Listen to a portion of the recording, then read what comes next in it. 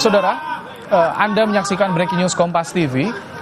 Irjen Verdi Sambo, Kadipropam nonaktif Polri, telah selesai menjalani pemeriksaan di Bareskrim Polri. Ini adalah pemeriksaan keempat kalinya bagi Verdi Sambo terkait peristiwa yang terjadi di rumah dinasnya di Duren 3, Jakarta Selatan. Tadi Verdi Sambo tiba di Bareskrim Polri sekitar pukul 10 waktu Indonesia Barat, menjalani pemeriksaan hampir 7 jam, 9 jam lamanya. Verdi Sambo menjalani pemeriksaan di Bareskrim Polri. Pemeriksaan ini setelah semalam Polri menetapkan Barada Eliezer sebagai tersangka terkait dengan kematian Brigadir Yosua Huta Barat. Ya, kita akan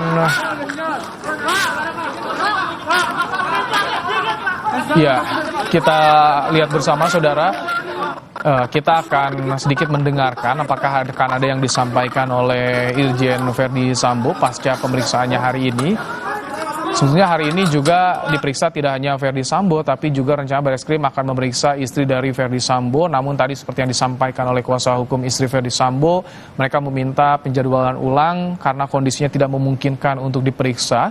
Sehingga hari ini yang diperiksa oleh penyidik dari Bareskrim Polri adalah Kadipropam nonaktif Polri Irjen Verdi Sambo. Ini dia. Setelah selesai pemeriksaan sekitar pukul 17:10 waktu Indonesia Barat, Irjen Verdi Sambo keluar dari gedung pemeriksaan Bareskrim Polri, saudara. Baik. Dalam Breaking News Kompas TV juga kami masih bergabung bersama dengan Hibnu Nugroho, Guru Besar Hukum Pidana Universitas Jenderal Sudirman, dan juga Handoko Gani, ahli forensik emosi. Sambil kita juga menunggu bagaimana keterangan dari Bareskrim Polri atau dari Divhumas Polri, kita ke Pak Hibnu. Pak Hibnu, cukup lama pemeriksaan dari jam 10 pagi hingga jam 5 sore, Pak Hibnu. Ya. Tadi kita bicara soal bagaimana perkembangan kasus ini, perjalanan kasus. Tadi di depan ketika tiba ngomong tapi selesai tidak ngomong, tadi tidak ada yang disampaikan. Pak Hibnu, bagaimana sih Anda melihat pertimbangan polisi soal yang mempertimbangkan tadi pasal jungtonya pasal 55 dan juga 56, Pak Hibnu? Ya, artinya di sini penyidik Bareskrim sudah memberikan suatu pandangan bahwa penyidik itu gini, Mas, sebetulnya kalau kita pelajari ya, dia itu hipotesa itu cerdas semua, kemungkinan. Sehingga karena ini perkara yang sudah mendapatkan atensi Pak Presiden, atensi Menko pun, semua atensi ke arah sana, menjadikan Bareskrim hati-hati sekali dan memberikan pintu-pintu pasal yang kemungkinan. Nah, ini kan menjadi menarik. Artinya apa? Publik sudah ada suatu transparansi. Wah, ayem. Ternyata Bareskrim bagus. Jadi ini bisa menjawab pertanyaan publik ya, pasal yang diterapkan. Seperti itu kan, gitu kan. Karena sekarang itu publik sedang mengawal kan, gitu loh, Mas. Itu loh. Kalau tadi yang soal ini kan bukan kriminal biasa. Ya. Apa sih makna dari bukan kriminal biasa ini, Pak Hibnu? Ya, artinya perkara ini dilakukan dalam lingkup seorang pimpinan kepolisian. Dilakukan oleh orang kepolisian. Korbannya oleh orang kepolisian. Kemudian bukti-buktinya juga terbukti-bukti yang terkait dengan hanya yang dimiliki oleh kepolisian. Ini yang luar biasa. Yang jalur tanda petik adalah jalur kedinasan. Nah, ini yang menariknya sih, menarik lagi adalah menyangkut pimpinan di kepolisian. Nah, inilah yang sekarang kita tunggu masyarakat, sejauh mana objektivitasnya, transparansinya. Karena sejak awal ditemukan adanya kejanggalan, gitu loh, Mas. Oke.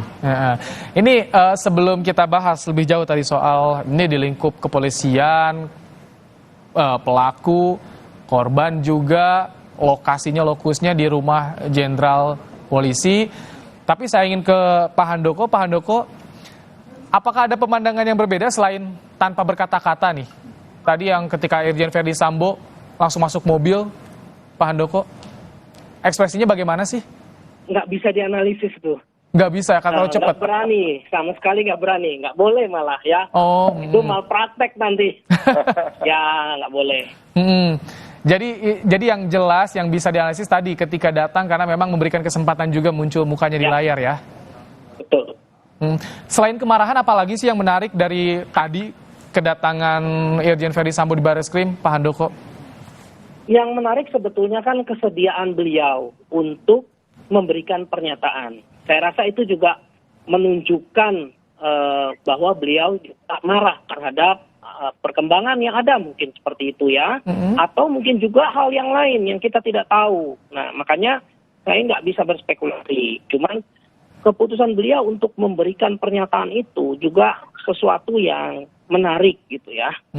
Kenapa pada saat itulah beliau memutuskan untuk memberikan pernyataan, begitu kan? Ini pernyataan yang disampaikan Ferdy Sambo, kalau Anda lihat, Pak Handoko, pernyataan yang sudah dipersiapkan sebelumnya atau spontanitas karena bertemu dengan wartawan langsung?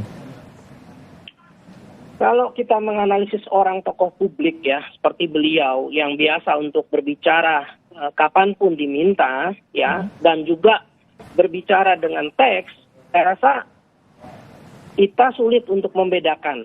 Ya. Yang jelas apa yang beliau sampaikan tadi itu sangat lancar kata demi katanya.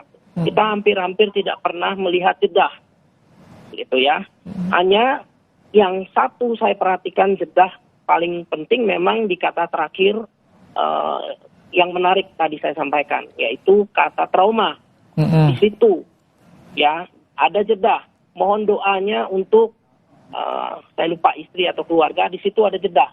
Ya, jadi memang satu hal memang ada perasaan sedih di situ kalau mau disampaikannya. Pasti ada perasaan sedih yang sedang dialami oleh keluarga besar. Selain tadi perasaan marah pada saat itu ya, emosi marah pada saat menyampaikan kalimat pernyataan tadi.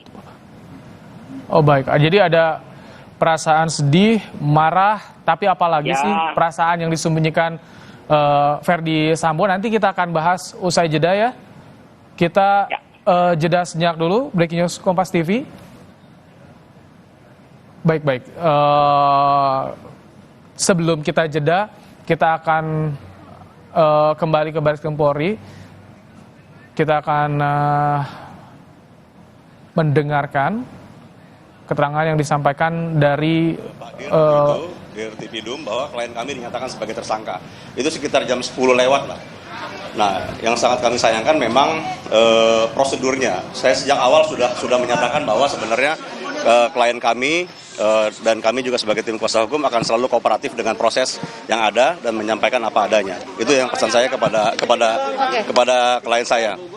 Nah, kemudian ada satu hal yang sangat kami sayangkan, sebenarnya kami sangat mengharapkan semua prosedur ya sesuai dalam KUHP itu dijalankan. Nah, cuman ternyata sebagaimana kemarin saya yang mendampingi langsung, itu pemeriksaan klien kami sebagai saksi baru selesai di tanggal 4 ya, tepatnya jam 1:02. Ya. Jadi kami mempertanyakan bagaimana seseorang ya yang belum selesai diperiksa sebagai saksi ya, belum selesai diperiksa sebagai saksi tapi sudah dinyatakan sebagai tersangka. Ya. Bang, kita boleh geser sini Bang ya. Oke. Bang, tapi soal kemarin penetapan status tersangka yang disebutkan bahwa klien Anda ini bukan dalam konteks untuk membela diri. Itu gimana tanggapan dari kuasa hukum? Ya, kalau dalam konteks penyidikan ya, memang versi dari penyidik ya. Cuman dari apa yang disampaikan oleh klien kami itu sudah sangat clear ya.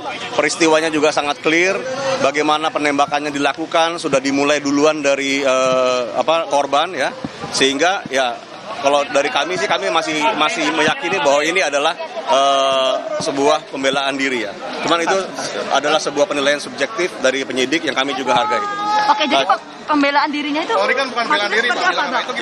Ya itu pandangan mereka ya. Cuman yang disampaikan oleh klien kami jelas penembakan itu dilakukan oleh korban terlebih dahulu. Sehingga kemudian ya sifatnya adalah bentuk pembelaan diri sehingga dia menembakkan juga. Nah, jadi itu satu hal yang ingin kami sampaikan ya. Kami juga menyayangkan kenapa sekarang penetapan tersangkanya ya, karena kami rasa ini terlalu dini. Kenapa terlalu dini? Salah satu hal juga seperti yang kita ketahui bahwa tim forensik juga belum selesai untuk memberikan hasil otopsinya, ya. Sehingga kami juga ya, dan saksi-saksi juga sebenarnya masih diperiksa, gitu loh. Seperti yang hari ini juga. Cuman yang paling membingungkan buat kami adalah klien kami belum selesai diperiksa sebagai saksi kemarin itu, dan baru menandatangani berita acara pemeriksaan saksi itu tepat di tanggal 4 hari ini jam 1:02 pagi.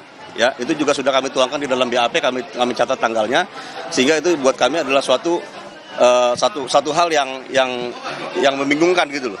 Jadi gelar perkara itu tidak didasarkan oleh keterangan klien kami, itu bisa dipastikan. Karena apa? Karena seharusnya selesai dulu berita acara itu ditandatangani, baru itu memiliki kekuatan hukum untuk kemudian dipertimbangkan di dalam gelar perkara.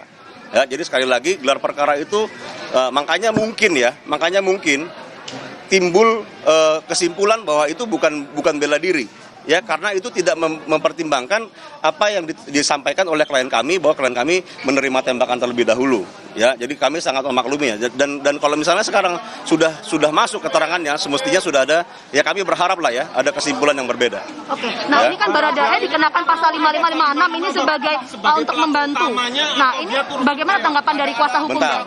Peran dari Baradae ini turut membantu dalam proses kejahatan itu. Ya, itu yang sebenarnya kami juga membingungkan buat kami, ya.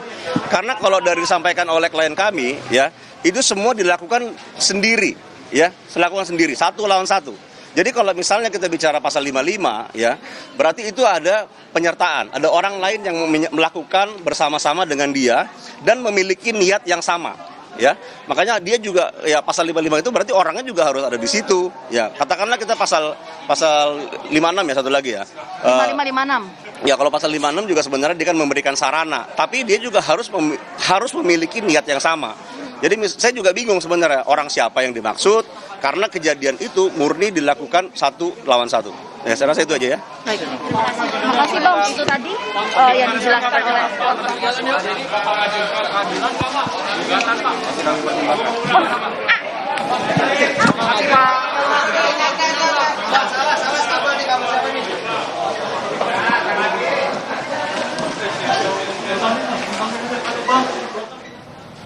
Itu tadi keterangan yang disampaikan oleh Andreas Naut Silitonga, kuasa hukum Baradae Eliezer yang sudah ditetapkan sebagai tersangka kasus kematian Brigadir Yosua Huta Barat. Tadi ada beberapa hal yang disampaikan soal kuasa hukumnya, yang kan penetapan tersangka yang terlalu dini karena ia menilai otopsi belum keluar dan Baradae Eliezer juga belum rampung pemeriksaannya sebagai saksi. Masih bergabung, ya, bersama kita Pak Hibnu, Pak Handoko. Pak Hibnu? Ya, halo. Halo, Pak Hibnu, tadi Anda menyimak keterangan dari kuasa hukum Baradae Eliezer? Ya, suaranya nggak begitu keluar tadi. Oh, tidak begitu keluar. Cuman Iya. tadi disayangkan katanya penetapan tersangka terlalu dini karena otopsi aja belum keluar. Kalau tanggapan Anda gimana, Pak Hibnu? Ya, dalam suatu teori